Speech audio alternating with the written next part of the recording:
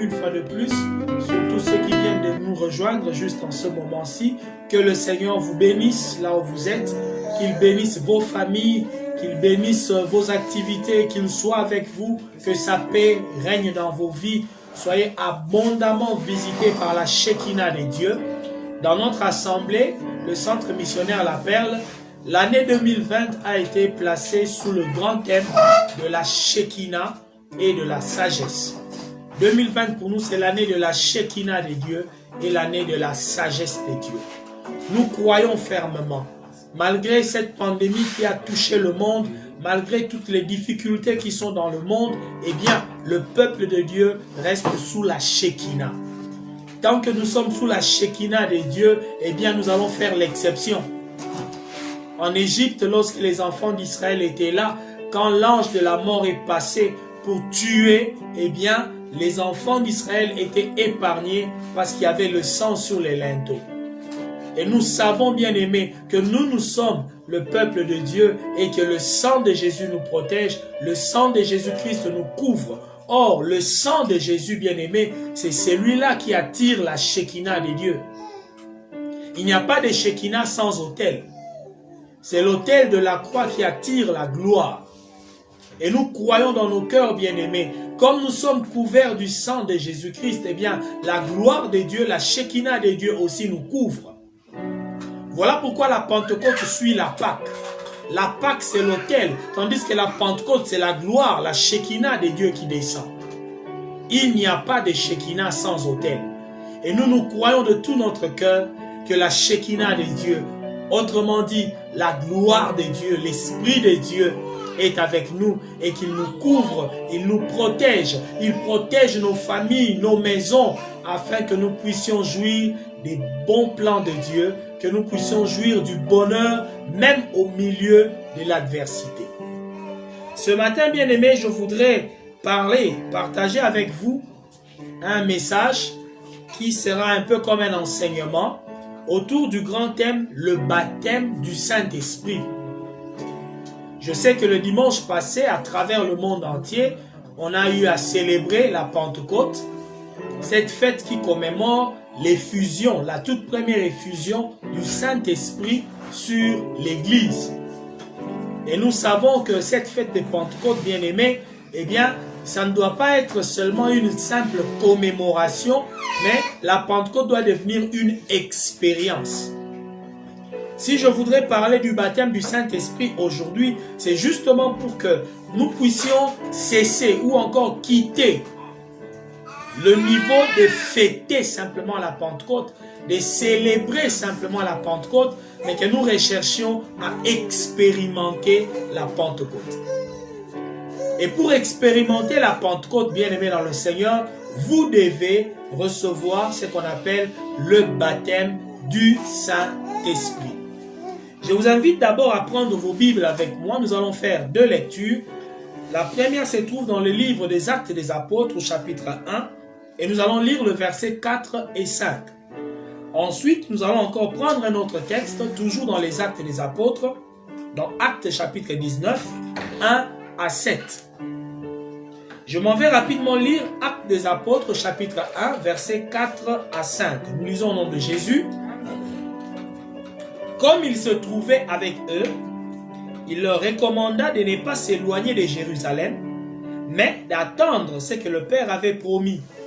Ce que je vous ai annoncé, leur dit-il. Car Jean a baptisé d'eau, mais vous, dans peu de jours, vous serez baptisés du Saint-Esprit.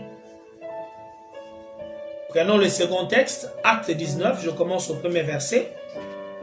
Pendant qu'Apollos était à Corinthe, Paul, après avoir parcouru les hautes provinces de l'Asie, arriva à Éphèse.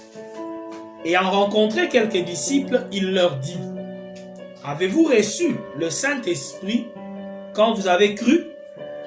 Ils lui répondirent, « Nous n'avons pas même entendu dire qu'il y ait un Saint-Esprit. » Il dit, « De quel baptême avez-vous donc été baptisés ?» Et ils répondirent, « Du baptême de Jean. » Alors Paul dit, « Jean a baptisé du baptême de repentance, disant au peuple de croire en celui qui venait après lui, c'est-à-dire en Jésus. sur ces paroles, ils furent baptisés au nom du Seigneur Jésus. Lorsque Paul leur eut imposé les mains, le Saint-Esprit vint sur eux et ils parlaient en langue et prophétisaient. Ils étaient en tout environ 12 hommes. Parole du Seigneur. Bien-aimés, je voudrais partager, comme je l'ai dit avec vous, ce thème intitulé « Le baptême du Saint-Esprit ». Je voudrais en parler dans l'ordre de la Pentecôte que nous venons de célébrer ou de commémorer le dimanche dernier à travers le monde entier. Lorsque nous parlons du baptême du Saint-Esprit, nous pouvons d'abord commencer par chercher à connaître c'est quoi le baptême du Saint-Esprit. Qu'est-ce que le baptême du Saint-Esprit? Eh bien, par définition, nous pouvons dire que le baptême du Saint-Esprit, c'est l'expérience par laquelle le croyant peut recevoir le Saint-Esprit en lui. Le baptême du Saint-Esprit, c'est une expérience par laquelle un chrétien reçoit le Saint-Esprit en lui. Lorsqu'on parle déjà de baptême, vous savez qu'il y a un baptême d'eau. Ce baptême d'eau qui est défini comme l'engagement d'une bonne conscience envers Dieu. Lorsque nous prenons le baptême d'eau, eh bien, nous nous engageons envers le Seigneur à les suivre comme disciples. Nous nous engageons envers Dieu. Le baptême d'eau, c'est comme un vœu. C'est un engagement. C'est un serment que nous prêtons devant Dieu. Une manière de dire à Dieu, je m'engage à te suivre, à t'obéir. Je m'engage à suivre Jésus-Christ toute ma vie comme un disciple. Le baptême d'eau, c'est un engagement. C'est un acte d'engagement. Mais tandis que le baptême du Saint-Esprit, eh bien, c'est maintenant Dieu qui approuve notre engagement. C'est Dieu maintenant qui nous reconnaît comme étant ses enfants, qui nous reconnaît publiquement comme faisant partie de sa famille. Par le baptême d'eau, bien aimés, nous nous déclarons publiquement comme appartenant à Dieu. Par le baptême d'eau, nous nous déclarons publiquement comme appartenant à Jésus-Christ. Et lui aussi à son tour, Dieu à son tour, eh bien, il doit aussi nous déclarer publiquement comme étant ses enfants. Voilà pourquoi vous verrez que dans le baptême de Jésus-Christ, lui-même notre Seigneur, il a reçu le baptême d'eau et le baptême du Saint-Esprit le même jour. Lorsqu'il est allé se faire baptiser, vous remarquerez que lorsqu'il est sorti de l'eau, le ciel s'est ouvert, le Saint-Esprit est descendu sur lui comme une colombe et une voix a parlé. La voix du Père a dit, « Tu es mon fils, en toi j'ai mis toute mon affection. » Voyez, Christ s'engage envers le Père, il se fait baptiser dans l'eau et le Père à son tour rend témoignage au Fils. Il dit, « Tu es mon fils. » Et c'est la même expérience que tout vrai chrétien devrait expérimenter si vous voulez. Tout véritable chrétien doit passer par cette expérience-là. Le baptême d'eau pour s'engager envers Dieu et le baptême du Saint-Esprit pour être reconnu par Dieu. Par le baptême du Saint-Esprit donc, Dieu vient habiter dans le croyant par le Saint-Esprit. Le Saint-Esprit bien-aimé, c'est Dieu qui vient habiter dans l'homme. Nous savons tous que Dieu s'est révélé à nous comme Père, Fils et Saint-Esprit. Aujourd'hui, suivant le calendrier liturgique, surtout catholique, aujourd'hui, on célèbre là-bas la Sainte Trinité. Au fait, on essaie d'expliquer Dieu, de montrer comment est-ce que Dieu est Père et Fils et Saint-Esprit. Et il est important que vous compreniez qu'il n'y a pas trois dieux. Dieu n'est pas divisé en trois personnes séparées, distinctes, coégales, coéternelles. Non. Dieu est un. Dieu est une seule et même personne. Dans son essence, dans sa substance, Dieu est un. Mais pour opérer notre rédemption, pour opérer notre rachat, pour nous racheter puisque l'homme avait chuté, eh bien, Dieu s'est révélé à l'humanité comme Père, Fils et Saint-Esprit. Il est Père quand il est au ciel, celui qui trône au ciel comme créateur de toutes choses. Voilà pourquoi nous disons notre Père qui est aux cieux. Mais lorsque ce même Dieu a porté un corps et qu'il est venu dans ce monde comme un être humain, mangeant, buvant, dormant, afin de mourir pour nous, eh bien, il est devenu fils. On l'a appelé le Fils de Dieu. Quand Christ est appelé Fils de Dieu, ça ne veut pas dire que Dieu a engendré un enfant au ciel. Non. Mais Dieu s'est manifesté parmi les hommes. Et il a pris la place des hommes. Il est devenu un fils parce qu'il avait des fils à sauver. Il est devenu un fils afin de racheter ses fils. Voilà pourquoi il devait lui-même prendre même le titre de fils.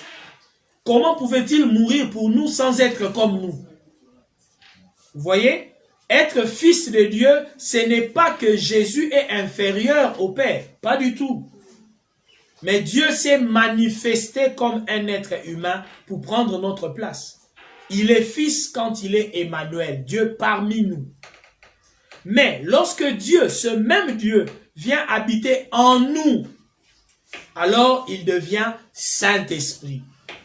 Au fait, Saint-Esprit veut dire simplement un esprit qui est saint. C'est le contraire d'un esprit qui est impur.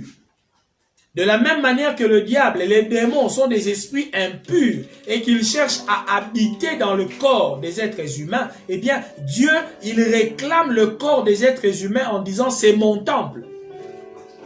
Vous remarquerez que l'apôtre Paul a dit « ne savez-vous pas que vous êtes le temple de Dieu et que l'Esprit de Dieu habite en vous ?»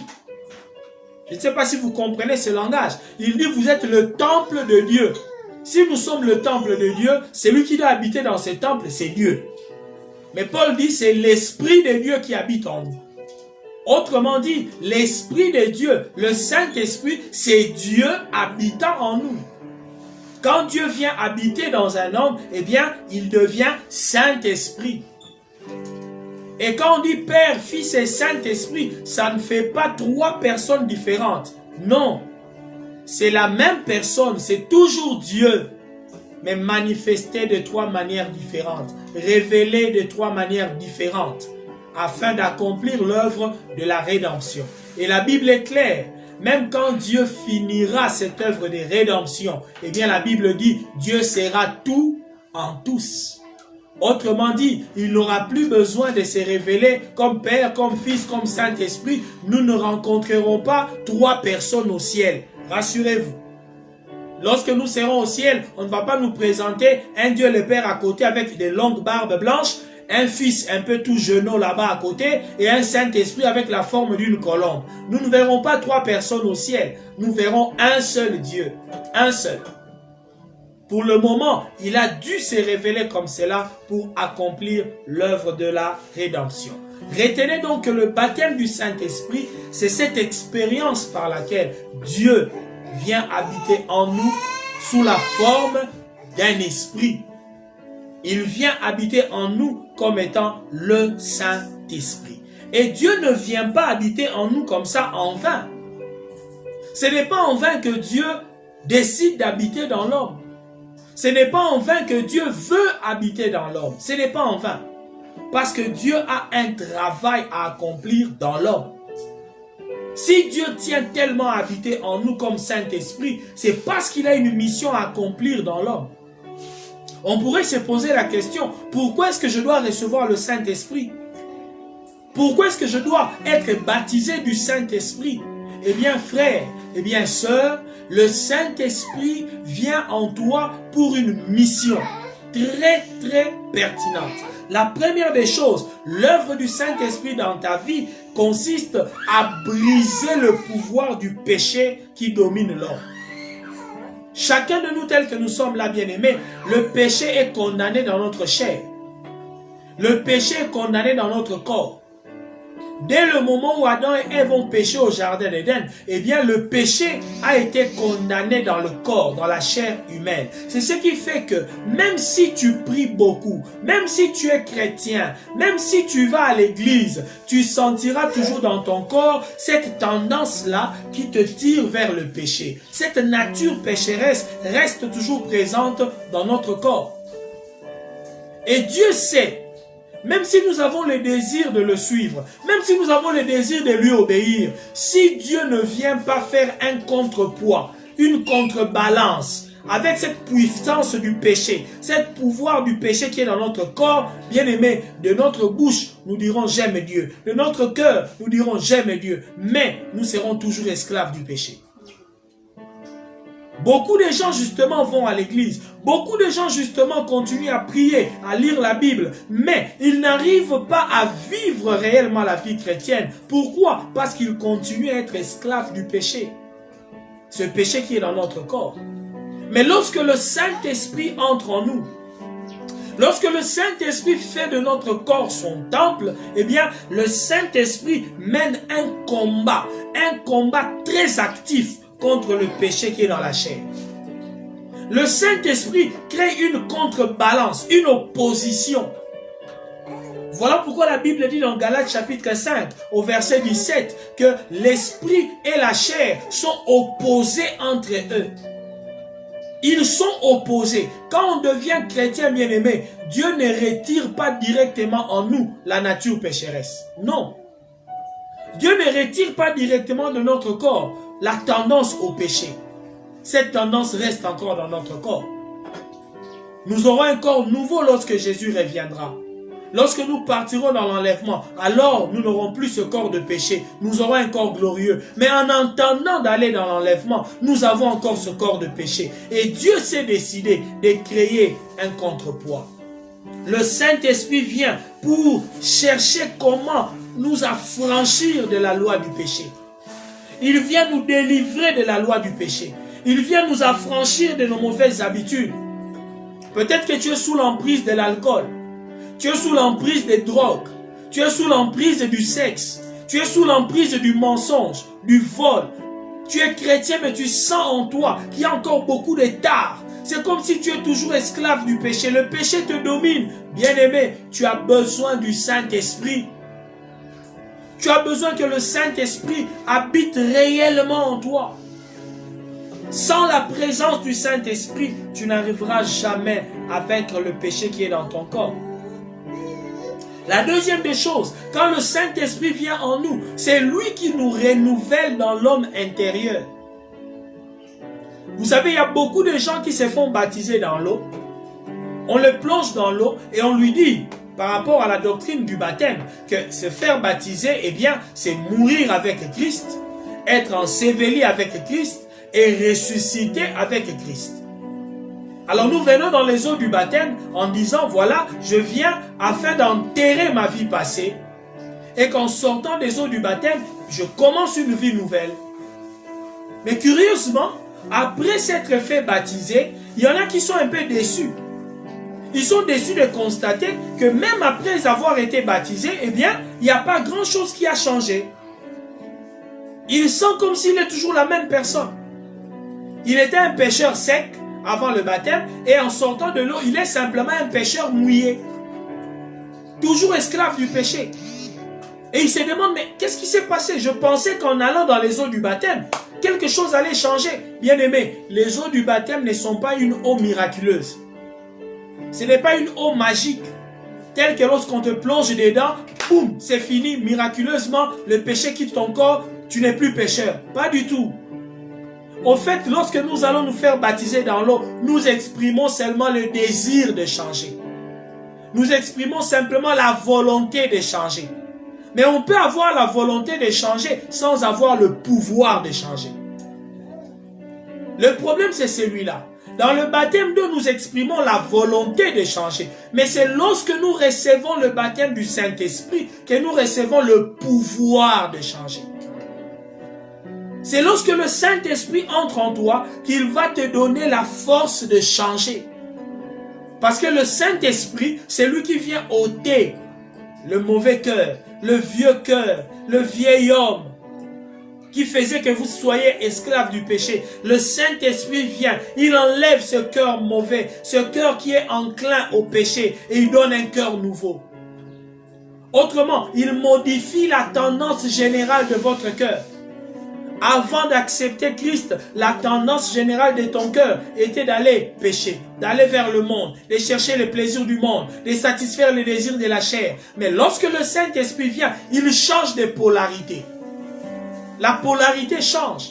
Cela fait que ton cœur maintenant a plus le désir de plaire à Dieu, a plus le désir de faire de bonnes actions, de bonnes choses. Il n'y a que le Saint-Esprit qui fait ça. C'est ça qu'on appelle la régénération, le renouvellement de notre homme intérieur. Voilà ce que le Saint-Esprit vient faire en nous. Bien-aimé, quand le Saint-Esprit vient en nous, bien-aimé, il nous donne la nature de Christ. Il nous donne le caractère de Christ. Il produit en nous le caractère de Christ. Bien-aimé, quand vous lisez Galates 5, 22, nous connaissons ce texte. Quand on dit le fruit de l'esprit, c'est l'amour, la paix, la joie, la bonté, la maîtrise de soi. Au fait, tout cela, ça ne fait que partie du caractère de Christ, du caractère de Dieu. Dieu est amour. Dieu est un Dieu de paix. Dieu est un Dieu de bonté. Il est riche en bonté.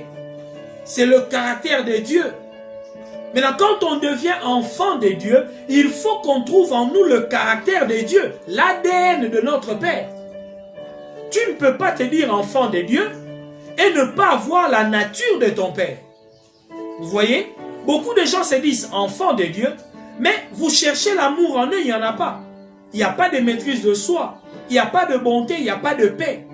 On ne retrouve pas le caractère de Dieu, l'ADN de Dieu n'est pas là. Mais c'est le Saint-Esprit. Lorsqu'il vient en nous, c'est lui qui vient avec le code génétique de Dieu. C'est lui qui vient avec l'ADN de Dieu. Et quand il vous donne cet ADN-là, les gens vont voir en vous aussi la nature de Dieu. Quand on dit le fruit de l'esprit, ça veut dire simplement le résultat que le Saint-Esprit peut produire dans la vie d'un homme. C'est le Saint-Esprit qui va vous donner le caractère de Dieu, qui va vous donner la nature de Dieu. Bien aimé, le Saint-Esprit aussi, c'est lui qui nous aide à vivre dans la sainteté. Laisse-moi te dire, mon frère, ma soeur qui m'écoute ce matin, la vie chrétienne est impossible à vivre sans le Saint-Esprit. Impossible. Il y a des gens qui croient que la vie chrétienne est difficile. Moi, je leur dis non. La vie chrétienne n'est pas difficile. La vie chrétienne est impossible sans l'aide du Saint-Esprit. Je dis impossible. On ne vit pas la vie chrétienne par l'autodiscipline. On ne vit pas la vie chrétienne par les efforts personnels. Je ne suis pas en train de dire que faire des efforts c'est mauvais. Non, c'est bien. Chercher à se discipliner, c'est bien. Mais croyez-moi, la discipline personnelle, les efforts personnels, même les moralistes le font. Même les philosophes le font. Il y a des gens qui ont un bon comportement, non parce qu'ils prient, mais simplement par leur morale, par leur éducation. Ils ont un peu de civisme, ils ont de bonnes manières, ils ont de la courtoisie. Mais pour être chrétien, un vrai chrétien, il faut le Saint-Esprit. Écoutez déjà le terme que Dieu donne à cet esprit, il dit Esprit Saint, Saint-Esprit. C'est comme pour dire la principale tâche de cet esprit-là, c'est de produire la sainteté.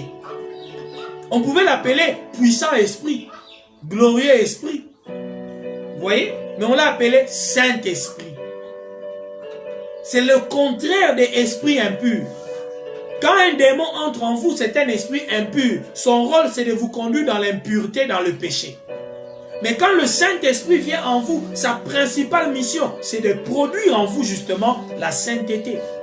Et la sainteté, bien aimée, c'est l'attribut le plus élevé, l'attribut le plus suprême de Dieu. Remarquez qu'au ciel, les 4 êtres vivants n'adorent pas Dieu en disant puissant, puissant, puissant est le Seigneur. Ils ne disent pas glorieux, glorieux, glorieux est le Seigneur. Ils ne disent pas sage, sage, sage est le Seigneur. Ils disent saint, saint, saint est l'Éternel. La sainteté de Dieu, c'est son attribut le plus élevé. La sainteté de Dieu, nous ne pouvons la voir que si le Saint-Esprit vient en nous. Ne cherche pas la sainteté sans le Saint-Esprit. Tu vas échouer. Celui qui cherche à vivre la sainteté sans l'aide du Saint-Esprit, il a déjà échoué. Déjà. Ça ne marchera jamais. Tu as besoin du Saint-Esprit. Bien aimé, le Saint-Esprit a beaucoup de tâches qu'il vient accomplir en nous. Le Saint-Esprit vient pour nous aider à prier efficacement. Le Saint-Esprit nous aide à entrer dans la présence de Dieu. Le Saint-Esprit fait de nous des vrais adorateurs. N'oubliez pas, le Seigneur a dit, les vrais adorateurs adoreront le Père en esprit et en vérité. Tu ne peux pas bien adorer Dieu sans le Saint-Esprit. Vous savez, il y a des gens qui font une adoration émotionnelle. Ils font une adoration qui est poussée par les émotions. Parce que la mélodie est un peu douce, la mélodie est un peu mélancolique. Alors il est emporté par les sentiments, les émotions. Bien aimé, même dans un concert de Michael Jackson, les gens aussi étaient émotifs. Même dans les concerts d'un musicien païen, les gens peuvent être dans les sentiments, dans les émotions. Vous le voyez balancer comme ça, avec les torches. Il y en a qui pleurent. Vous allez me dire que c'est le Saint-Esprit qui les fait pleurer. C'est l'émotion. Mais pour adorer véritablement Dieu, tu n'as pas besoin simplement des émotions. Tu as besoin de l'Esprit de Dieu. C'est le Saint-Esprit qui peut faire de toi un vrai adorateur. C'est très important à comprendre. Le Saint-Esprit bien-aimé dans le Seigneur, c'est lui qui nous permet d'être des vrais témoins de Jésus. Que notre vie puisse témoigner de Jésus. En parole, en caractère, en œuvre. Sans le Saint-Esprit, nous ne pourrons jamais prouver au monde que nous sommes des enfants de Dieu. Sans le Saint-Esprit, vous ne pourrez jamais témoigner que vous êtes un véritable chrétien. Impossible. Parce que la Bible dit que l'Esprit de Dieu lui-même, il rend d'abord témoignage à ton esprit que tu es enfant de Dieu. Le Saint-Esprit commence par toi-même. Quand tu veux agir, faire quelque chose, le Saint-Esprit, s'il est en toi, il va te dire, toi, tu ne peux pas faire ça. Toi, tu es un enfant de Dieu. Toi, tu ne peux pas agir comme ceci. Toi, tu ne peux pas te comporter comme cela. Tu es un enfant de Dieu. Il témoigne d'abord en toi-même. Et au-delà de toi, le Saint-Esprit fait de toi un témoin pour les autres. C'est comme cela que dans Acte 1 au verset 8, le Seigneur a dit, vous recevrez une puissance, le Saint-Esprit survenant sur vous, et vous serez mes témoins. À Jérusalem, dans la Samarie, dans la Judée, jusqu'aux extrémités de la terre. Vous voyez? C'est lorsque le Saint-Esprit vient en nous, qu'il nous donne une puissance, il nous donne la capacité de commencer à témoigner Jésus. Tu n'auras plus honte de parler de Jésus. C'est un esprit qui n'est pas un esprit de timidité. Ça enlève la peur. Ça enlève la timidité. Tu vas oser parler de Jésus. Ton comportement va témoigner Jésus. Tes actions vont témoigner Jésus. Tout le monde pourra dire, celui-ci c'est vraiment un enfant de Dieu. Tu as besoin du Saint-Esprit, frère. Et j'ai dit, l'expérience par laquelle on reçoit le Saint-Esprit, c'est cette expérience qu'on appelle le baptême du Saint-Esprit. Bien aimé, dans le premier texte qu'on a lu, remarquez, le Seigneur est mort, il est ressuscité. Il veut s'en retourner à son Père. Il veut remonter au ciel. Avant de remonter, il avait donné une mission à ses disciples. Il a dit, allez, faites de toutes les nations des disciples. Mais il dit aux disciples, n'allez pas trop vite. Il dit, attendez. Ne vous éloignez pas de Jérusalem. Restez là. Attendez ce que le Père avait promis. Il dit, attendez. Ne partez pas trop vite. N'allez pas témoigner, n'allez pas évangéliser, n'allez pas exercer le ministère, n'allez pas vers le monde sans le Saint-Esprit. Voyez-vous? Si le Saint-Esprit n'était pas tellement indispensable, pourquoi le Seigneur exige à ses disciples de se renfermer encore, d'attendre, de rester encore dans cette maison-là où ils étaient enfermés, dans cette chambre haute? Pourquoi il leur dit attendez? Bien-aimés, tant que tu n'as pas le Saint-Esprit, ne sois pas pressé de commencer à faire l'œuvre de Dieu. Ne sois pas pressé à commencer à crier, je suis enfant de Dieu, moi je suis serviteur de Dieu. Ne sois pas pressé, attends. Tu dois attendre, tu dois chercher à avoir d'abord le Saint-Esprit avant de commencer à vivre comme un vrai chrétien, à agir comme un vrai chrétien. Il a dit attendez, Jean a baptisé d'eau, mais vous dans peu de jours, vous serez baptisés du Saint-Esprit. Ici, je voudrais déjà clarifier quelque chose. Parce qu'il y a des gens qui prétendent qu'il vous suffit seulement de croire en Jésus comme Seigneur et Sauveur c'est fini. Vous avez déjà le Saint-Esprit. Il y en a qui croient que ça s'est fait automatiquement. Dès que tu reçois Jésus en disant, je reçois Jésus comme Seigneur et Sauveur, les gens disent, ça y est, tu as déjà le Saint-Esprit. Il y en a aussi qui prétendent, dès que vous vous faites baptiser dans l'eau, eh bien, c'est fini. Vous avez automatiquement le Saint-Esprit. Non, non, pas du tout. Vous le verrez dans le texte qu'on a lu de Acte 19. La Bible nous parle de l'apôtre Paul qui a rencontré des disciples. La Bible est claire, il dit qu'il a rencontré des disciples. Et il pose la question à ces disciples-là. Avez-vous reçu le Saint-Esprit quand vous avez cru? Vous voyez la question? Est-ce que quand vous avez cru, vous avez aussi reçu le Saint-Esprit? Et ces gens-là ont dit, on n'a même pas entendu dire qu'il y avait un Saint-Esprit. Imaginez, des gens qui ont cru en Jésus. C'était des disciples. Vous verrez par la suite, ils étaient même baptisés. Et pas baptisés par n'importe qui. Baptisés par le prophète Jean-Baptiste. Le même prophète qui a baptisé Jésus-Christ avait baptisé ces gens-là. Mais Paul leur pose la question. Mais est-ce que vous avez aussi reçu le Saint-Esprit? Ah non, on n'a même pas entendu dire qu'il y ait un Saint-Esprit. Vous savez quoi? L'apôtre Paul les a rebaptisés dans l'eau. Il a dit, si vous n'avez pas reçu le Saint-Esprit, après le baptême là que vous avez reçu de Jean, alors votre baptême même d'eau est à remettre en cause. Parce que quand on prend le baptême d'eau, on s'engage envers Dieu. En contrepartie, Dieu doit s'engager envers vous en vous donnant le Saint-Esprit, en venant habiter en vous.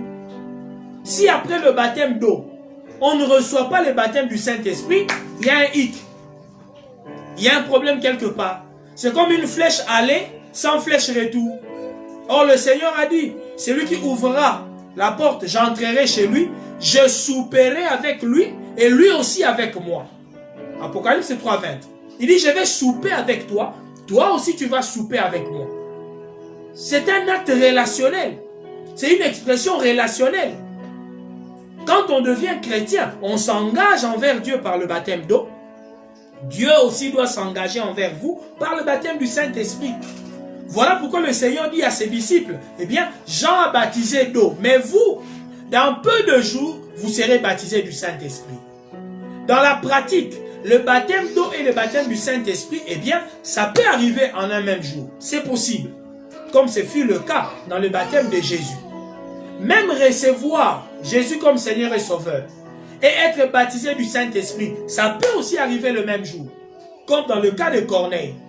Ils ont cru et en même temps, le Saint-Esprit est descendu sur eux par une effusion. Mais on pouvait savoir, on a vu des signes attestant que ces gens n'ont pas seulement cru, mais ils ont reçu aussi le Saint-Esprit. Il ne suffit pas de croire, il faut aussi recevoir. Avez-vous reçu le Saint-Esprit quand vous avez cru? Croire, c'est bien, mais il faut recevoir. Les disciples de Jésus avaient cru, mais ils n'avaient pas encore reçu. Le Seigneur leur a dit, dans peu de jours, vous allez recevoir le baptême. Donc le baptême d'eau et le baptême du Saint-Esprit, tout comme croire en Jésus et recevoir le Saint-Esprit, ça peut aussi être séparé dans le temps. Ce n'est pas un problème. L'important c'est que vous receviez le Saint-Esprit. Avez-vous reçu le Saint-Esprit quand vous avez cru?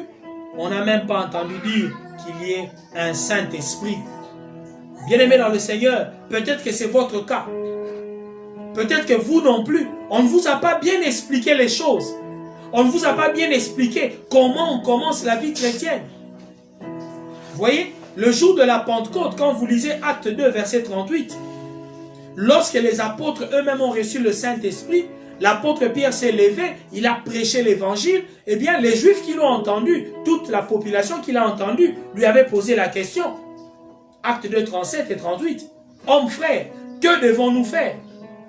Pierre a résumé en 3 étapes ce qu'on devrait faire pour devenir un vrai chrétien.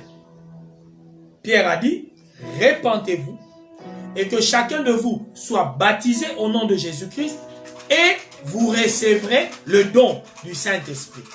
Vous recevrez la promesse, le cadeau du Saint-Esprit. Il dit car la promesse est pour vous, pour vos enfants, pour tous ceux qui sont au loin, en aussi grand nombre que le Seigneur notre Dieu les appellera. Vous voyez? c'est une promesse qui ne concernait pas seulement la première église, qui ne concernait pas seulement les premiers chrétiens. Il dit la promesse est pour vous, pour vos enfants. Cela veut dire, tel que vous avez fait cette expérience-là, de croire en Jésus, de vous repentir donc, d'être baptisé dans l'eau, et vous avez reçu le Saint-Esprit, il dit, la même chose doit arriver à vos enfants, la même chose doit arriver à tous ceux qui sont au loin, en aussi grand nombre que le Seigneur va les appeler. Cela veut dire que quiconque devient chrétien, quiconque est appelé par Dieu à devenir enfant de Dieu, il doit passer par le même schéma. Repentance, baptême d'eau, suivi de la réception du Saint-Esprit ou encore suivi du baptême du Saint-Esprit. C'est une exigence. Personne ne doit se dérober à ce schéma-là. Malheureusement, aujourd'hui, nous avons créé nos propres schémas pour avoir des membres dans nos églises, pour déclarer que quelqu'un est chrétien. On appelle quelqu'un chrétien parce qu'il a suivi des cours de catéchisme, parce qu'il a suivi des cours d'affermissement, on l'a baptisé dans l'eau, on lui a délivré une carte de membre, un certificat fin formation des affermissements. On se dit voilà, c'est un membre de l'église, il est chrétien. Bien aimé, l'étape cruciale, c'est recevoir le Saint-Esprit. Quand on n'a pas reçu le Saint-Esprit, bien aimé, alors l'opération, l'expérience n'a pas abouti. La réception du Saint-Esprit, c'est le témoignage du Père. Il n'appartient qu'à Dieu de reconnaître quelqu'un comme son enfant. Il l'a fait avec Jésus. C'est le Père seul qui a dit « Tu es mon fils ». Ce n'est pas quelqu'un qui peut dire ça. C'est Dieu seul. C'est Dieu seul qui peut témoigner que toi, tu es son enfant. Et la manière de Dieu de témoigner que tu es son enfant, c'est de venir habiter en toi par son esprit. C'est de te donner le Saint-Esprit. Tant qu'il ne t'a pas donné le Saint-Esprit, ça veut dire qu'il ne t'a pas reconnu. T'as pas reconnu. Le Saint-Esprit, c'est le sceau de Dieu. Le Saint-Esprit, c'est le signe d'alliance. De même que la circoncision, c'était le signe dans l'ancienne alliance qu'on appartenait à Dieu. Le Saint-Esprit, c'est le signe de la nouvelle alliance qu'on appartient à Dieu. Quiconque n'a pas le Saint-Esprit, il n'appartient pas à Dieu. C'est écrit dans la Bible, Romains chapitre 8. Si quelqu'un n'a pas l'Esprit de Christ, il ne lui appartient pas. Vous devez absolument aboutir jusqu'à recevoir le Saint-Esprit. C'était ça le modèle apostolique. C'était ça le modèle de l'église primitive. Voilà pourquoi j'aime dire aux gens, arrêtez de commémorer la Pentecôte des autres. Arrêtons de commémorer la Pentecôte de l'église de Jérusalem. Arrêtons de commémorer la Pentecôte de Pierre, de Jean. Cherchons notre propre Pentecôte. Frère, cherche ta Pentecôte à toi. Cherche ta propre expérience du baptême du Saint-Esprit. Et tu pourras même commémorer ça année après année. C'est ta Pentecôte à toi. Est-ce que vous pensez que Corneille et sa famille, ils fêtaient la Pentecôte de l'église de Jérusalem? Est-ce qu'eux avaient reçu le Saint-Esprit en même temps que Pierre et les autres à Jérusalem? Ils ont reçu le Saint-Esprit chez eux, à la maison. Un peu comme nous aujourd'hui, nous sommes à la maison. On ne reçoit pas le Saint-Esprit seulement à l'église. Tu peux recevoir le Saint-Esprit même à la maison pendant ces temps de confinement. Votre maison peut se transformer comme une résidence de Corneille. Dieu peut vous visiter maintenant au moment où je parle. Le Saint-Esprit peut descendre sur vous là où vous êtes. De même que Corneille et sa famille écoutaient Pierre prêcher. Si je suis serviteur de Dieu, le Saint-Esprit, le même Saint-Esprit peut tomber sur vous maintenant aussi au moment où vous écoutez ce message.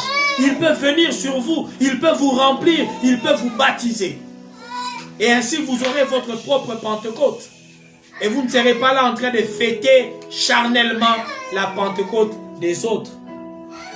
Comprenez-moi, je ne suis pas contre la commémoration de la Pentecôte, mais c'est devenu tellement monotone, c'est devenu tellement liturgique, c'est devenu fade, traditionnel.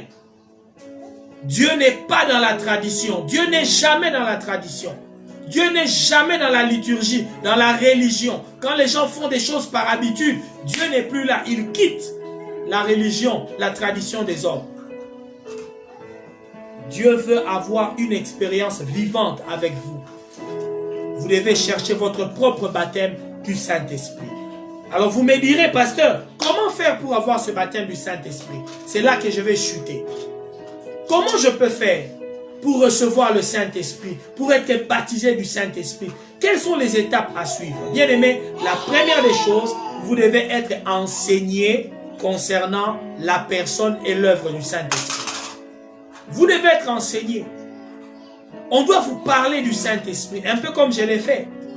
Comprenez qu'ici, c'est un message court que je donne, mais il y a beaucoup d'autres choses que j'aurais pu vous dire, vous renseigner autour du Saint-Esprit.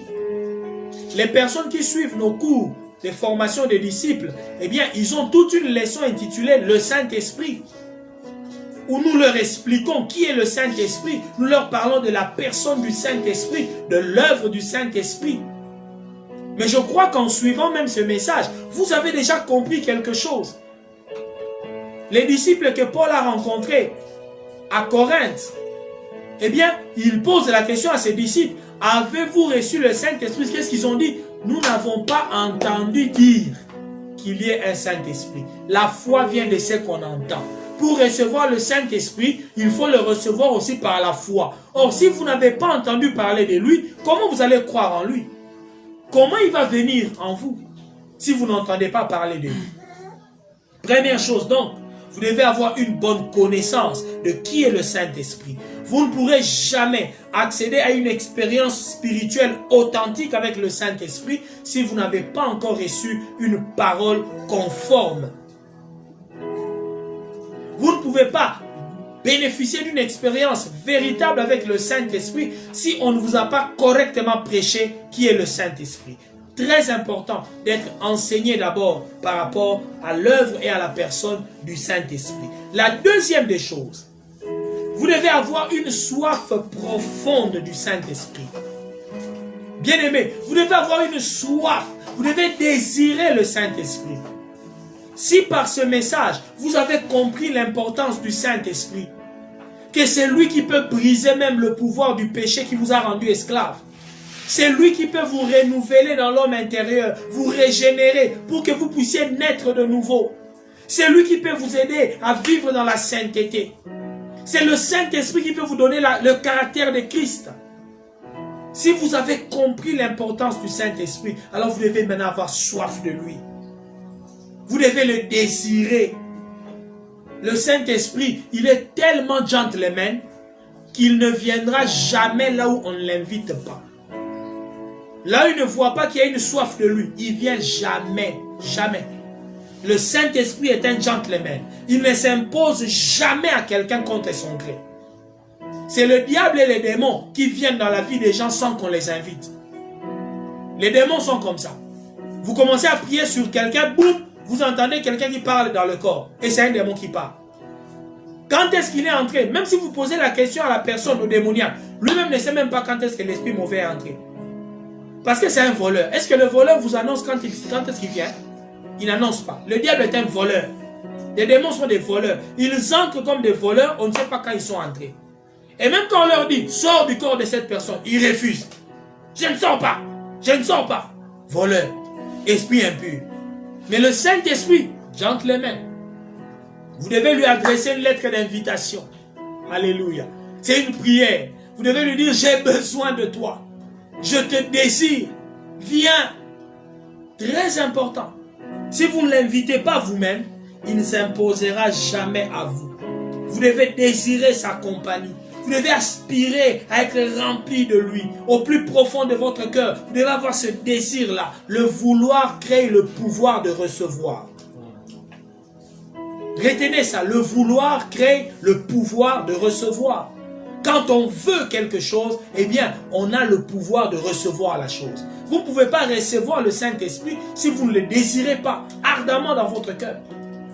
Désirez-le. Que votre soif du Saint-Esprit puisse dépasser même la soif de votre corps. De même que vous avez soif pour faire boire ce corps ici, ayez maintenant une plus grande soif dans votre âme d'être rempli du Saint-Esprit. Si vous avez soif du Saint-Esprit, il vous remplira. C'est ce qui amène les gens à jeûner.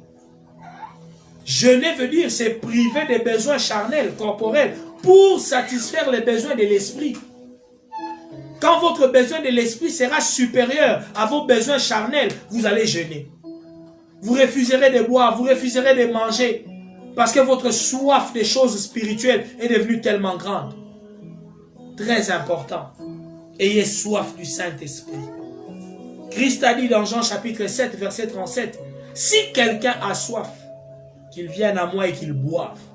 L'eau que je vais lui donner s'échangera en fleuves de vie qui couleront de son sein. » Et la Bible conclut en disant, il parlait ainsi de l'Esprit qui devrait recevoir ceux qui croiraient en lui. Jean 7, 37 à 39. Vous voyez, quand le Seigneur parle du Saint-Esprit que les croyants doivent recevoir, il en parle comme des fleuves qui vont couler de leur sein. Il dit, il faut que quelqu'un ait soif. S'il vient à moi, il va boire de cette eau-là qui devient des fleuves. Quand vous recevez le Saint-Esprit bien-aimé, vous recevez une source intarissable. Et il y a des choses qui vont commencer à jaillir de vous. Des dons, des grâces, la puissance, la sagesse. Le Saint-Esprit va vous donner tellement de choses. On dit des fleuves vont couler de votre sein. Troisième chose, si vous voulez recevoir le baptême du Saint-Esprit, eh bien, vous devez prier. Vous devez demander cela au Seigneur en vous basant sur sa promesse. Beaucoup de gens prient et ne reçoivent pas de réponses parce qu'ils prient mal. La prière, bien aimé, c'est un plaidoyer. Plaider veut dire donner des arguments pour soutenir vos allégations. Dieu a dit, venez et plaidons. Dans la prière, nous venons à Dieu comme pour plaider. Pour dire à Dieu, Seigneur, accorde-moi ton esprit parce que tu as promis dans ta parole. Tu as dit. Dans Acte 1 qu'on a lu, le Seigneur a dit aux disciples, n'allez pas encore, ne vous éloignez pas de Jérusalem, attendez ce que le Père a promis. Vous voyez? Il a dit, attendez ce que le Père a promis. Et dans Acte 2, Pierre a dit, la promesse est pour vous, pour vos enfants. Donc que ce soit le Seigneur Jésus, que ce soit Pierre, il présente le Saint-Esprit comme une promesse. Le Saint-Esprit, c'est un cadeau que Dieu nous a promis. Il a dit, vous recevrez le don au singulier du Saint-Esprit, le cadeau du Saint-Esprit. C'est une promesse. Et dans le monde, on dit la promesse est une dette. Et Dieu, il paye les dettes des promesses. Quand Dieu promet quelque chose, il se sent endetté. Et lorsque tu viens réclamer la promesse auprès de Dieu, tu réclames la promesse comme une dette. Tu dis, Seigneur, tu avais promis que tous ceux qui croiraient en toi, tu vas leur donner le Saint-Esprit. Si tu revendiques cette promesse-là, en appuyant même ta prière par la parole de Dieu, par les promesses des Écritures, bien-aimé, Dieu sera tenu d'accomplir sa parole. Parce que Dieu tient toujours parole. Il ne ment pas. Faites connaître donc votre désir à Dieu par la prière. Il y a des gens qui croient que parce que Dieu lui a promis quelque chose, eh bien la chose va s'accomplir automatiquement, sans effort. Il peut dormir sur ses lauriers. Ah, Dieu m'a promis, hein. Dieu m'avait promis. Dieu m'avait dit qu'il va me bénir, il va me donner un bon mariage. Dieu m'avait dit, bien aimé, même si Dieu te fait 1000 promesses, pour accéder à cette promesse-là, il faudra que tu pries, il faudra que tu luttes avec Dieu pour l'accomplissement de la promesse. Jamais on entre dans une promesse dans la facilité. Jamais. Même les enfants d'Israël, pour entrer à Canaan, qui était leur terre promise, bien aimé, ils ont fait sortir les épées. Ils se sont battus, ils ont conquis Canaan centimètre par centimètre avec leur épée. Ne pensez jamais que vous allez accéder à une promesse de Dieu dans la facilité. Jamais. Même pour avoir le Saint-Esprit, il faut la prière et une prière intense. Jésus a dit à ses disciples, dans peu de jours, vous serez baptisés du Saint-Esprit. Alors, qu'est-ce que vous pensez? Les disciples sont restés là tranquilles dans la maison. Ils ont croisé les bras. Ils ont dit, ah oui, le maître nous a promis, hein. Attendons le Saint-Esprit. Hey, ma copine, ma soeur, hey, le Saint-Esprit vient là. Bientôt là, le Saint-Esprit va venir. Hein. Mettons un peu la télé, regardons la télé en entendant que le Saint-Esprit arrive. Ce n'est pas ce qu'ils ont fait. La Bible nous dit que c'est 120 disciples que le Seigneur avait laissés. Les apôtres, y compris les femmes qui étaient avec eux.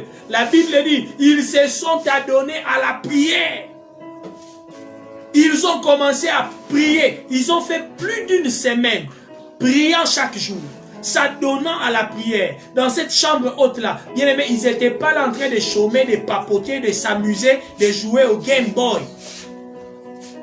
Ils étaient en train de prier pour réclamer la promesse du Père. Tu veux le Saint-Esprit? Ne passe pas ton temps dans la distraction. Ne passe pas ton temps à t'amuser. Cherche Dieu. Jeûne, va à la montagne, prie, fais des veillées personnelles. Livre-toi dans la prière. Réclame la promesse. Et Dieu va te visiter. La quatrième chose, si tu veux être baptisé du Saint-Esprit, eh bien, il faut sanctifier ton corps, préparer ton corps à recevoir le Saint-Esprit comme un invité d'honneur. Qu'est-ce que je veux dire par là? Vous devez offrir votre corps au Saint-Esprit comme un vase, afin qu'il vienne remplir ce vase-là. Quand le Saint-Esprit vient en nous, il vient comme pour remplir le temple de Dieu que nous sommes, il vient comme un liquide pour remplir un vase. Or, la Bible déclare, on ne met pas le vin nouveau dans des outres vieilles. On ne peut pas prendre le vin nouveau et le mettre dans des bouteilles qui sont vieilles et qui sont sales. Sinon, vous gâchez la bouteille, vous gâchez aussi le vin. Dieu ne peut pas donner le Saint-Esprit à quelqu'un qui n'a pas le souci de purifier son corps, qui n'a pas le souci de purifier sa vie. Quelqu'un qui aspire à ce que le Saint-Esprit vienne habiter dans son corps, eh bien, il doit commencer par lui-même déjà à rechercher cette vie-là de purification, à rechercher cette vie-là de sanctification. Il faut nettoyer un peu votre corps de toute saleté. C'est ce que nous faisons si nous devons recevoir un hôte de marque.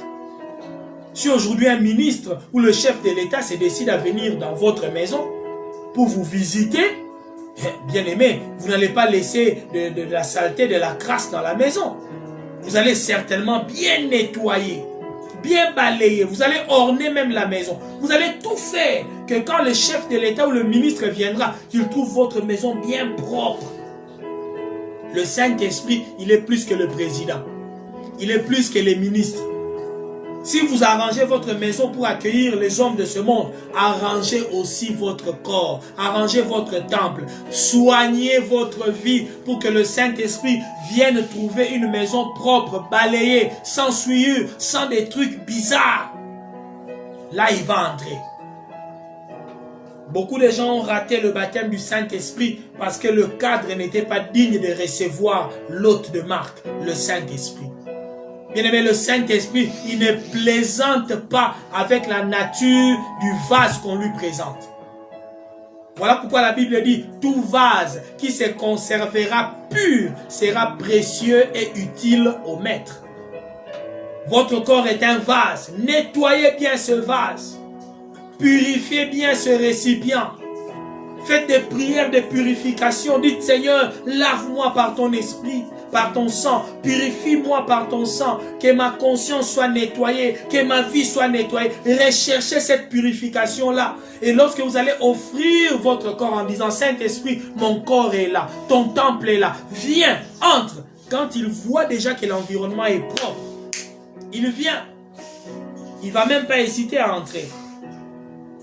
L'avant-dernière chose pour terminer, si vous voulez recevoir le baptême du Saint-Esprit, eh bien, apprenez à vous abandonner sans peur, à vous ouvrir sans réserve à l'action du Saint-Esprit. J'ai dit, vous abandonner sans peur, vous ouvrir sans réserve à l'action du Saint-Esprit. Vous savez, quand le baptême du Saint-Esprit a lieu, il y a des manifestations. Il y a des choses inhabituelles qui arrivent. Cela a commencé depuis le baptême du Seigneur Jésus lui-même.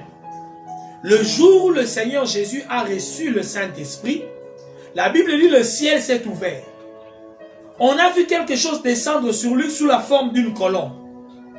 Et c'est venu, c'est descendu, c'est posé sur lui. Ce n'était pas quelque chose d'habituel. Oui, la Bible ne nous dit pas que Jésus s'est mis à parler en langue. Non. Mais au moins une voix a parlé. Il y a eu une manifestation le jour où Jésus a été baptisé du Saint-Esprit.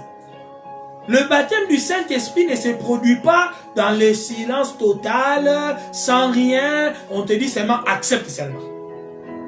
Tu l'as reçu, accepte seulement. Non. Il y a une différence entre croire et recevoir. Quand on reçoit le Saint-Esprit, bien aimé, le Saint-Esprit manifeste sa présence quand il vient en nous. Il l'a fait dans la vie du Seigneur Jésus. Le jour de la Pentecôte, même chose. Les disciples étaient là dans la chambre haute. La Bible dit qu'il y a eu d'abord un vent. Un vent inhabituel est entré dans la maison. Imaginez, vous êtes à la maison comme ça, et puis il y a un coup de vent qui entre dans la maison. Tout le monde se demande, mais c'est quoi ce tourbillon-là qui souffle? Les rideaux de la maison commencent à monter, les choses peut-être tombent. C'était un phénomène. Et subitement, ils voient des langues de feu. Ils voient comme des petites boules de feu se poser sur la tête de chacun d'entre eux. Tout le monde voit ça. C'était extraordinaire. Il y a eu un phénomène. Et la Bible dit, lorsqu'ils furent remplis du Saint-Esprit, boum, ils se sont mis à parler en d'autres langues. Avant que le Saint-Esprit ne vienne, il n'y avait pas ces phénomènes-là. Il n'y avait pas eu ces manifestations-là. Mais le Saint-Esprit a signalé sa venue. Il a signalé sa présence. En amenant un vent, en amenant des colonnes de feu, en amenant aussi le parler en langue. Et c'est ce qui a permis aux disciples de comprendre que quelque chose s'est passé. Ils se sont mis à parler en langue et ils sont devenus comme ivres. Vous voyez? Comme ivres. Bien aimés dans le Seigneur. Cette expérience-là de la Pentecôte, elle s'est répétée presque partout dans la Bible, mais avec des signes différents. Vous verrez par exemple chez Corneille, lorsque le Saint-Esprit est descendu sur eux, on ne parle pas des langues de feu. Dans Acte 10, on n'a pas vu de langue de feu. On n'a pas vu un vent souffler dans la maison. Mais la Bible dit, les gens qui écoutaient Pierre, ils se sont mis à parler dans de nouvelles langues. Et même Pierre qui était là, comment il a reconnu que ces gens ont reçu le Saint-Esprit? La Bible dit, quand il les a vus parler en langue, il s'est dit, tiens, mais c'est ce qui nous est arrivé à nous aussi. Le jour où on a reçu le baptême du Saint-Esprit. Comme ça arrive à ces gens, donc eux aussi ont reçu le baptême du Saint-Esprit. C'est comme cela que Pierre a reconnu. S'il n'y avait pas eu un signe visible, comment aurait-il reconnu que ces gens ont reçu le Saint-Esprit? Dans Acte 8, nous sommes en Samarie. Philippe a prêché des gens, ils ont cru, ils ont reçu le baptême d'eau. Il appelle Pierre et Jean, ils viennent, ils prient sur les Samaritains, et la Bible dit, le Saint-Esprit est descendu sur eux. La Bible ne précise pas que ces gens-là se sont mis à parler en langue. La Bible ne précise pas quelle manifestation il y a eu. Mais la Bible dit, il y avait parmi les gens-là qui avaient cru, un ex-magicien, Simon. La Bible dit, voyant, quand il a vu comment le Saint-Esprit était donné par l'imposition des mains des apôtres, il a proposé de l'argent. Il a dit, donnez-moi aussi ces pouvoirs. Pour que moi aussi, quand j'impose les mains à quelqu'un, que lui aussi reçoive le Saint-Esprit. Qu'est-ce que ce magicien a vu? Un magicien, c'est un homme de démonstration. C'est un homme qui fait des signes, qui étonne, qui éblouit les gens. Qu'est-ce que Simon avait vu? Quel pouvoir voulait-il acheter? Il était prêt à payer de l'argent pour avoir un pouvoir. Cela veut dire, il a vu une manifestation. Il a vu quelque chose, une démonstration de puissance. Le Saint-Esprit ne se reçoit pas dans la timidité, dans le silence. Il y a toujours des manifestations. Dans Acte 19 qu'on a lu, on a vu 12 hommes. Paul les a baptisés dans l'eau et quand il leur impose les mains, boum, le Saint-Esprit vient sur eux. Ils se mettent à parler en langue, ils se mettent à prophétiser sur le champ. Et c'est comme cela que Paul a reconnu que ces gens ont reçu. On croit sans démonstration, parce que la foi est dans le cœur. Mais on reçoit avec manifestation. On reçoit le Saint-Esprit accompagné des manifestations. Alors, lorsque le Saint-Esprit donc vient à vous, attendez-vous à des manifestations.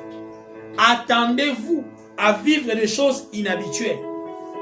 Il y a beaucoup de gens, Quand le Saint-Esprit vient sur eux, ils éteignent eux-mêmes la flamme du Saint-Esprit.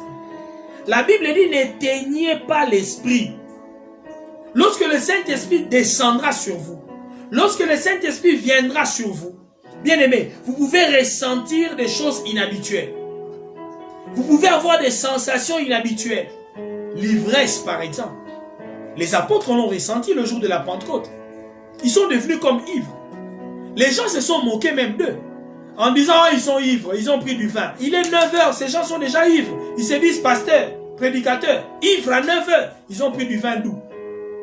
Mais cela n'a pas empêché les apôtres de se laisser aller dans leurs manifestations. Qu'on les traite d'ivres, ce n'est pas un problème. Mais au moins, eux savent qu'ils ne sont pas ivres de vin charnel. Ils ont reçu le vin du ciel. Puisque la Bible dit, ne vous enivrez pas de vin. Soyez au contraire remplis du Saint-Esprit. On compare le Saint-Esprit au vin naturel.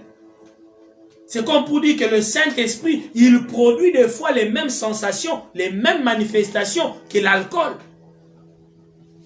Vous pouvez sentir comme une ivresse. Vous êtes en prière, vous demandez le Saint-Esprit à Dieu, et puis vous sentez comme une ivresse qui se prend de vous.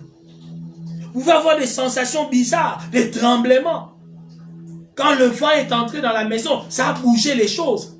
Le Saint-Esprit est comme un vent. Quand il vient, il peut commencer à vous agiter. Il peut vous bouger. Quand le Saint-Esprit vient, vous pouvez avoir comme des bouffées de chaleur. Parce que c'est un feu. Quand le feu est près de vous, vous pouvez ressentir la chaleur du feu. Le Saint-Esprit aussi est un feu. Même si vous ne le voyez pas physiquement, mais c'est un feu. Vous pouvez ressentir une chaleur sur votre tête, une chaleur dans vos mains, une chaleur sur tout votre corps. C'est normal d'avoir ce genre de sensations. Mais il y en a quand ils sentent ça, ils ont peur. Ils disent, oh, mais qu'est-ce qui m'arrive? C'est quoi ces histoires? Surtout ceux qui sont un peu trop intello. Hein. Les intellos sont comme ça. Ils n'aiment pas trop les sensations. Ah non, mais moi j'aime venir à l'église, rester calme. Bon, j'ai ma veste, je suis propre là. J'aime être respectueux et respectable. Bon, j'ai pas besoin de m'agiter. On risque de croire que je suis comment on dit, un spirit ou je ne sais pas moi, un fanatique. Les gens veulent rester sereins, calmes, avoir le contrôle. Bien aimé, quand le Saint-Esprit vient, c'est lui qui veut avoir le contrôle de votre corps. Tu as l'habitude de te contrôler toi-même parce que c'est toi qui es le maître de ton corps. Maintenant, il faut laisser la barre, la direction du corps à quelqu'un d'autre. C'est le Saint-Esprit qui veut prendre la direction maintenant du corps. Et c'est comme cela que vous verrez que le balbutiement, très souvent, vous voyez la bouche commence à bouger, la langue commence à bouger. L'une des premières manifestations du baptême du Saint-Esprit, c'est souvent le parler en langue, la prophétie, ça veut dire des dons vocaux, parce que la Bible déclare que la langue, c'est le gouvernail du corps. La langue, c'est le gouvernail de notre corps. Alors quand le Saint-Esprit veut prendre le contrôle du corps, il commence par prendre le contrôle du gouvernail, de la langue. Vous sentez votre langue commence à balbutier. Et vous sentez des paroles qui montent sur dans votre bouche. Vous ne savez pas ça vient d'où. Vous ne comprenez même pas ça veut dire quoi. Tout ce que je vous demande. N'ayez pas peur quand ces choses-là vous arrivent. Laissez-vous aller. Libérez ces paroles-là que vous les compreniez ou pas. Dites ce qui vous monte au cœur. Laissez-vous aller. Abandonnez-vous à l'esprit. J'ai entendu quelqu'un dire, ah, pasteur, mais qu'est-ce qui prouve que c'est vraiment le Saint-Esprit? Peut-être que c'est un démon. Il faut seulement que je me laisse aller comme ça. Bien aimé, la Bible est claire. Jamais un père ne peut donner à son enfant un serpent si son enfant lui demande du poisson. Jamais un père ne donne à son enfant une pierre si l'enfant demande du pain. Maintenant, vous demandez à Dieu le Saint-Esprit et Dieu va vous donner un démon. C'est impossible, frère. Impossible. Si vous êtes sûr que dans votre prière, vous aviez ouvert votre cœur, vous êtes en train de prier pour demander à Dieu le Saint-Esprit, croyez que Dieu vous donne le Saint-Esprit. Sinon, vous ressentez une manifestation, une sensation en ce moment-là. Croyez que c'est le Saint-Esprit qui produit ça. C'est un esprit. Tout esprit, quand il se manifeste à un être humain, eh bien, l'homme ressent des sensations. Deux fois, quand vous passez dans une maison hantée, ou vous passez dans un milieu où il y a un peu de mauvais esprits, mais vous avez des chairs de poule, non? Il y a des gens qui disent, non, mais les cheveux de ma tête se sont hérissés. C'est dans la Bible. Hein? Job a dit ça. Un esprit passa à côté de moi, les cheveux s'hérissaient sur ma tête. Quand un être esprit passe à côté d'un être de chair, il y a des sensations. Il y a des manifestations. On peut ressentir cela. Le Saint-Esprit produit des sensations aussi. Quand il vient en vous ou quand il vient vous baptiser. Vous pouvez être rempli d'une joie débordante. Vous voyez quelqu'un commencer à crier. Alléluia, gloire à Dieu, Alléluia. Il est comme pris d'une joie incontrôlable. Dans certaines églises, quand vous commencez à crier comme ça, on dit, frère, calmez-vous, calmez-vous. Vous voyez, l'Esprit de Dieu est un esprit d'ordre. Bien aimé, le jour de la Pentecôte, il n'y avait pas ordre. Hein? Il n'y avait pas ordre. Quand le Saint-Esprit vient pour la première fois, deux fois l'homme ne sait pas se retenir, il ne sait pas se contenir, parce que le Saint-Esprit est en train de lui ravir le gouvernail de son corps. Il y a comme une lutte entre la nature humaine et l'Esprit qui vient prendre le contrôle. Et ça crée des phénomènes. On peut tomber par terre, on peut cracher, on peut baver, on peut pleurer, on peut crier. C'est tout à fait normal. Et si vous ressentez ces choses-là, n'ayez pas peur. Laissez-vous aller. Ouvrez-vous sans réserve à l'action du Saint-Esprit. Je termine en vous disant ceci. Si vous voulez recevoir le baptême du Saint-Esprit, eh bien vous pouvez le recevoir de deux manières. On peut recevoir le Saint-Esprit soit par effusion ou encore par imposition des mains. Qu'est-ce que je veux dire par là? Le jour de la Pentecôte, quand les apôtres avaient prié, le Saint-Esprit est descendu sur eux sans le concours d'une personne. Ils ont ressenti simplement une puissance les envahir. Ils ont ressenti comme quelque chose qui s'était pris d'eux. Des langues de feu sont venues sur eux. Personne n'a provoqué ça. Le Saint-Esprit est venu de lui-même. C'est ça qu'on appelle l'effusion. Il tombe par lui-même, il se déverse par lui-même. C'est la même chose qui est arrivée aussi le jour de la Pentecôte. Tout comme le jour du chez Corneille, tout comme le jour du baptême de Jésus. Ça, c'est l'effusion du Saint-Esprit. Mais vous verrez toujours dans la Bible, par exemple dans Acte 8, à Samarie, c'est Pierre et Jean qui sont venus prier pour ces croyants-là, qui étaient déjà repentis, baptisés dans l'eau, mais ils ont prié sur eux, ils leur ont imposé les mains pour qu'ils reçoivent le Saint-Esprit. Eux ont reçu le Saint-Esprit par imposition des mains. C'est une manière de dire que quelqu'un qui a déjà reçu le Saint-Esprit, un serviteur de Dieu oint, il peut, en vous imposant les mains, faire comme un transfert, que le même esprit qui habite en lui puisse aussi passer en vous. C'est comme le principe des vases communicants. Lui, il a un vase rempli de l'esprit. S'il se connecte à vous par l'imposition de main, il crée comme un passage, une ligne de transfert. La même eau là de l'esprit, le même écoulement de l'esprit, le fleuve là va couler de son sein et entrer en vous. Votre vase aussi peut être rempli et c'est comme ça qu'on peut aussi recevoir le Saint-Esprit. L'apôtre Paul a fait ça aussi avec les disciples qu'il a rencontrés, les 12 hommes. La Bible dit il leur a imposé les mains, ils ont reçu le Saint-Esprit. Vous pouvez donc recevoir le Saint-Esprit en recherchant le concours d'un homme de Dieu oint, en recherchant l'imposition de main auprès d'un homme de Dieu que le Saint-Esprit peut utiliser comme un canal pour que vous aussi, vous receviez le Saint-Esprit. Frères et sœurs, ce matin, je voulais que vous puissiez avoir soif du Saint-Esprit. Et que s'il y a quelqu'un qui n'a pas encore reçu le Saint-Esprit, bien aimé, recherchez le baptême du Saint-Esprit. Cela va transformer votre vie chrétienne. Recherchez votre propre Pentecôte. Ne cherchez pas à célébrer la Pentecôte des autres. Ne vous réjouissez pas de la Pentecôte des autres. Ce n'est pas une commémoration. Il y a un bien-aimé à moi que j'aime beaucoup, le pasteur Jérès Loubaseko. Il est en train de partager avec nous un message intitulé « La vie de Pentecôte ». En fait, il essaie de nous montrer que la Pentecôte n'est pas un événement isolé qui s'est accompli dans l'histoire de l'Église, mais c'est une vie dans laquelle tout chrétien doit accéder.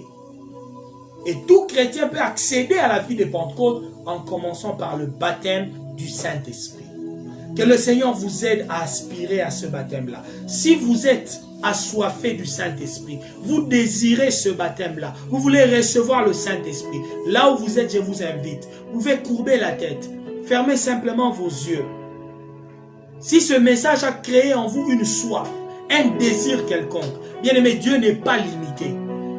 Même là, par les ondes, à travers les ondes, via ces réseaux sociaux, Dieu peut te visiter. Le Saint-Esprit peut te localiser là où tu es. Si tu es un vase disposé, un vase prêt à recevoir le Saint-Esprit, bien aimé, je vais prier maintenant pour vous et je crois que le Saint-Esprit va te visiter. Peut-être pas aujourd'hui, il va te visiter. Certainement cette semaine. Le Seigneur a dit dans peu de jours, vous serez baptisés du Saint-Esprit. Je déclare la même chose. En tant que serviteur de Jésus-Christ, je déclare sur toi que toi aussi, dans peu de jours, toi aussi tu seras visité par le Saint-Esprit. Le Saint-Esprit va te remplir. Peut-être que toi tu as déjà reçu le baptême du Saint-Esprit, tu m'écoutes. Bien, on peut recevoir le baptême du Saint-Esprit une fois, mais on peut être rempli du Saint-Esprit plusieurs fois. Rappelez-vous, même après la Pentecôte, les apôtres ont encore eu à prier une fois. Et la Bible dit, ils furent encore remplis du Saint-Esprit. Dieu peut même renouveler ta plénitude de l'Esprit à toi qui m'écoutes ce matin. Si tu as foi en Dieu, si tu as confiance en Dieu, je t'en prie, courbe ta tête un moment avec moi. Élève tes deux mains là où tu es. Prépare-toi à recevoir. J'ai dit qu'il y a une différence entre croire et recevoir. Ce dont tu as besoin, c'est de recevoir. Paul a dit, avez-vous reçu le Saint-Esprit quand vous avez cru?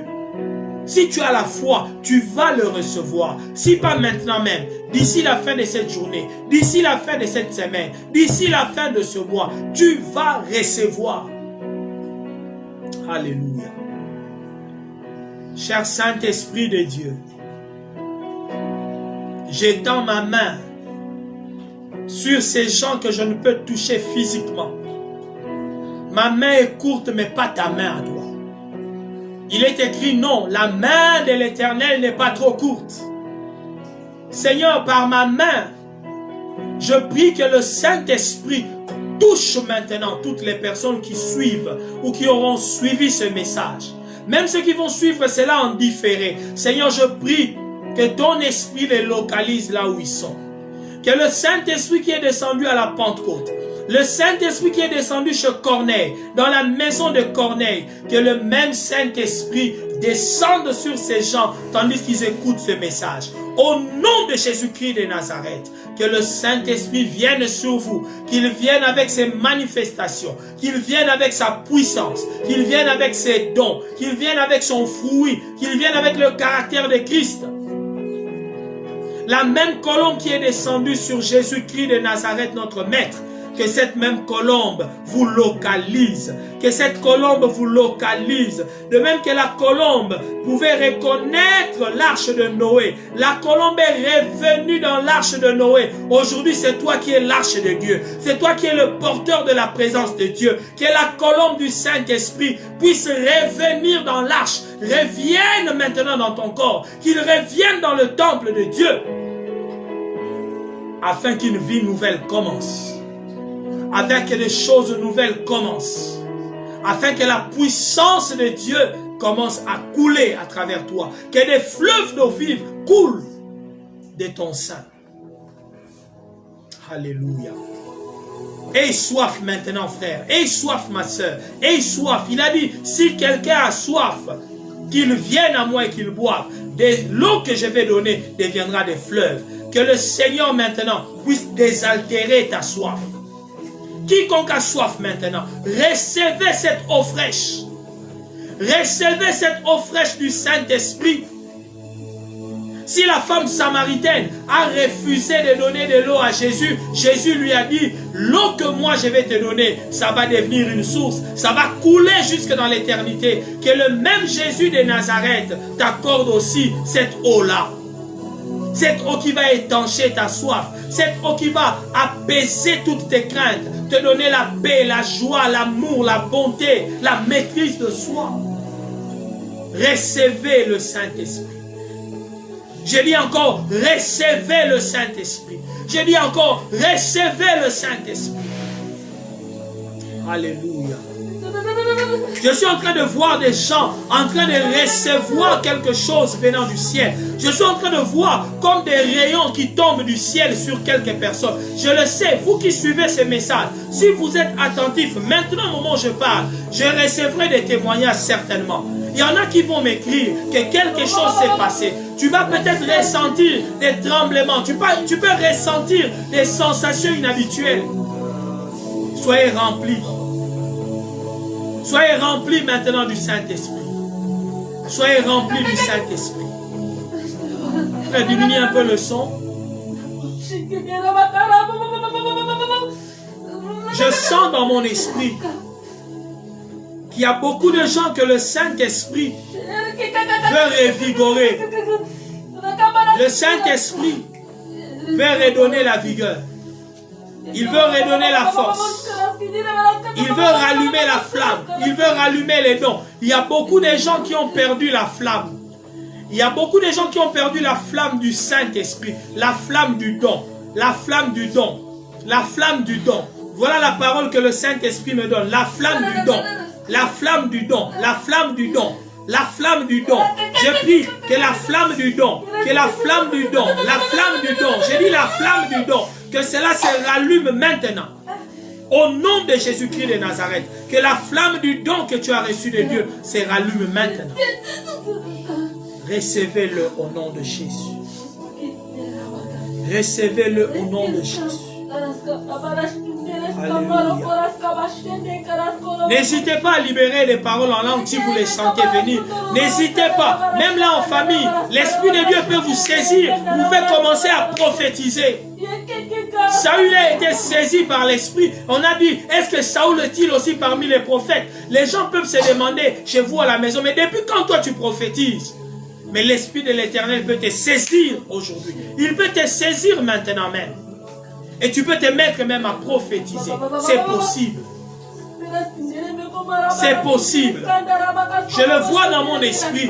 La flamme du don. La flamme du don. La flamme du don. Il y a la flamme du don qui est en train de se rallumer dans la vie de beaucoup de gens.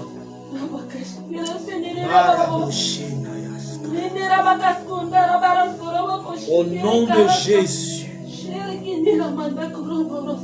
Au nom de Jésus. Au nom de Jésus. Je demande à tous les frères, vous tous qui êtes avec moi ici dans cette maison, tenez-vous, main dans la main. J'aimerais qu'on prie en réseau. J'aimerais qu'on prie en réseau. Nous allons faire la prière corporative. Nous allons rechercher l'onction corporative. Nous sommes le centre missionnaire La Perle. Il y en a certains d'entre nous qui ne sont même pas avec nous ici à la maison. Mais si vous êtes de La Perle et si vous croyez à notre ministère, même si vous n'êtes pas de La Perle, mais vous croyez en ces messages, là où vous êtes, touchez-vous par la main. Touchez-vous par la main là où vous êtes. Bien aimé, ce n'est pas un spectacle que nous cherchons à faire, mais nous croyons de notre cœur que le Saint-Esprit est disposé à rallumer la flamme du don. Partout où vous vous trouvez, vous tous qui êtes de La Perle, vous tous qui suivez ces messages, ou vous tous qui êtes sous le manteau de mon ministère, maintenant même, au nom de Jésus-Christ de Nazareth, prions le Seigneur pour que le Saint-Esprit localise tous ses enfants, partout où ils se trouvent, et que la flamme du don de l'Esprit se rallume. Alléluia. La Shekinah de Dieu, c'est une colonne de feu. Que la colonne de feu brûle encore. Que la colonne de feu brûle encore sur les gens. Que la colonne de feu brûle encore sur l'église. La colonne de feu.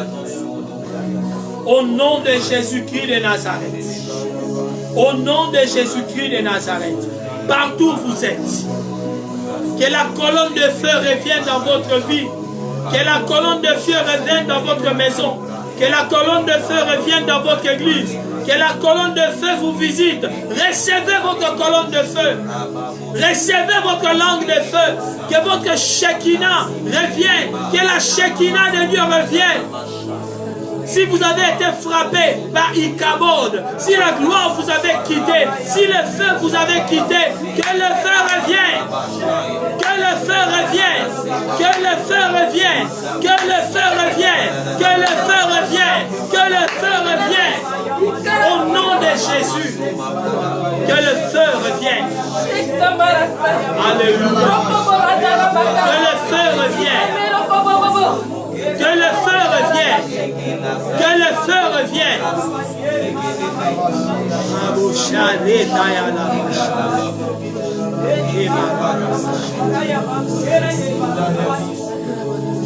Alléluia.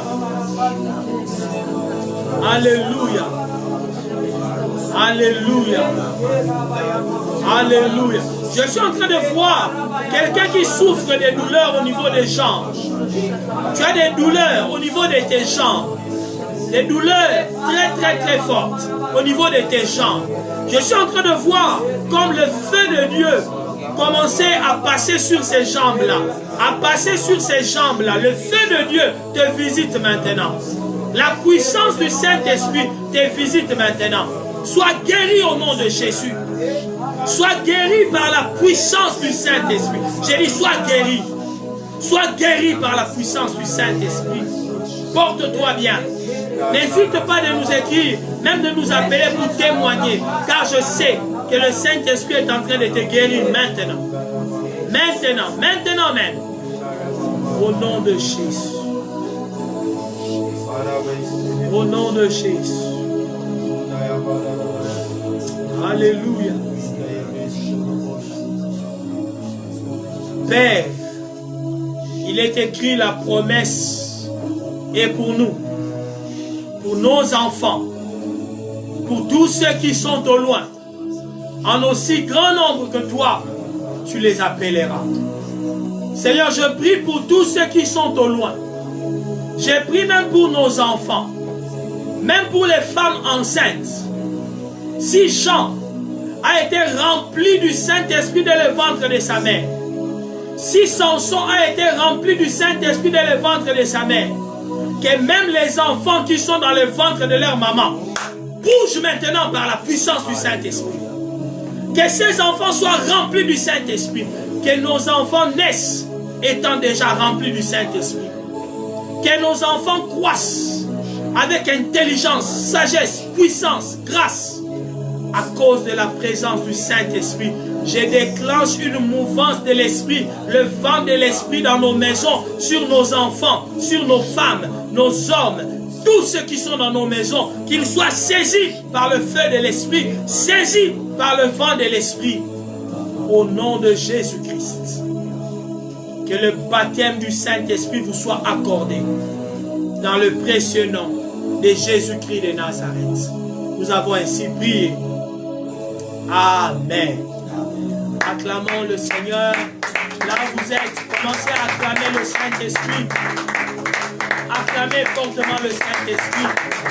Oui, je sais qu'il y en a qui jusqu'à présent, ils ne savent pas encore se ressaisir.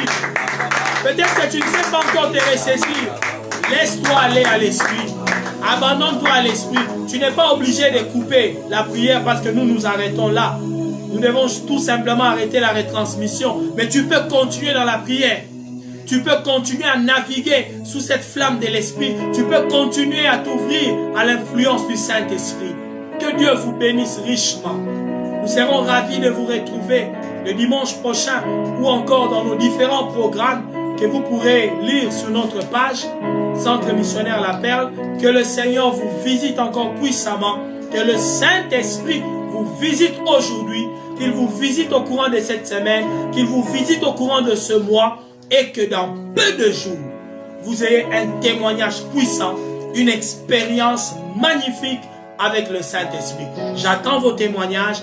N'hésitez pas de les partager avec nous. Nous serons très heureux d'écouter ce que le Saint-Esprit a fait avec vous. Bon dimanche en famille et que la paix du Seigneur soit avec vous. Au nom de Jésus-Christ. Amen. Merci.